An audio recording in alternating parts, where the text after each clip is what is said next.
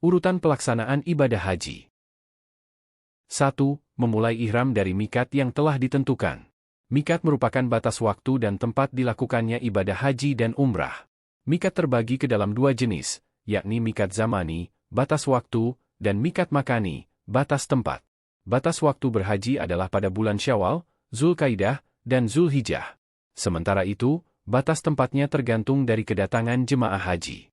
Dalam menunaikan ihram terdapat sejumlah urutan yang harus diperhatikan oleh jemaah haji yakni sebagai berikut. Mandi sunnah.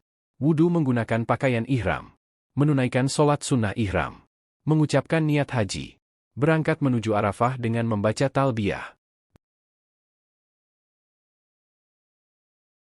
2. Wukuf di Arafah pada tanggal 9 Zulhijjah.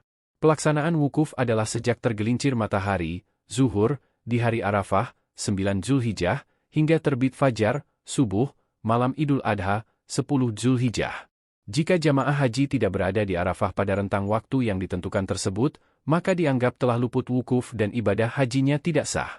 Selama melakukan wukuf, umat Islam dianjurkan untuk memperbanyak berdoa. Pada saat inilah Allah membuka langit tanpa terhalang atas doa yang dipanjatkan oleh jamaah haji yang berada di Arafah. Selain itu, terdapat sejumlah amalan yang dapat dikerjakan di antaranya sebagai berikut.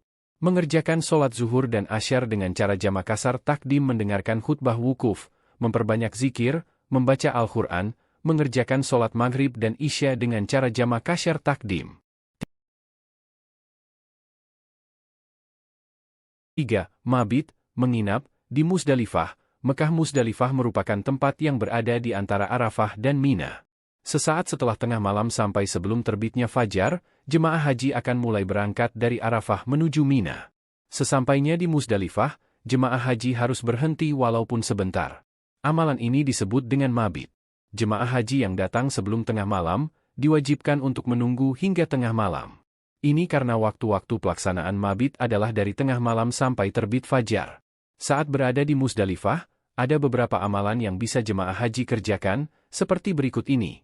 Membaca talbiyah, memperbanyak bacaan zikir, beristighfar, dan berdoa, membaca Al-Quran, mencari kerikil sebanyak 49 dan 70 butir. 4. Melempar jumrah. Selanjutnya jemaah haji akan melakukan prosesi lempar jumrah Akabah setelah matahari mulai menyingsing atau siang hari pada tanggal 10 Zulhijjah dengan 7 butir kerikil yang dilemparkan ke tugu batu yang berada di Bukit Akabah di Mina. Seusai melakukan lempar jumrah, maka jemaah haji dapat untuk menyembelih hewan kurban. 5. Tahallul. Tahallul adalah melepaskan diri dari ihram haji setelah selesai mengerjakan amalan-amalan haji. Tahallul dilakukan dalam 2 tahap.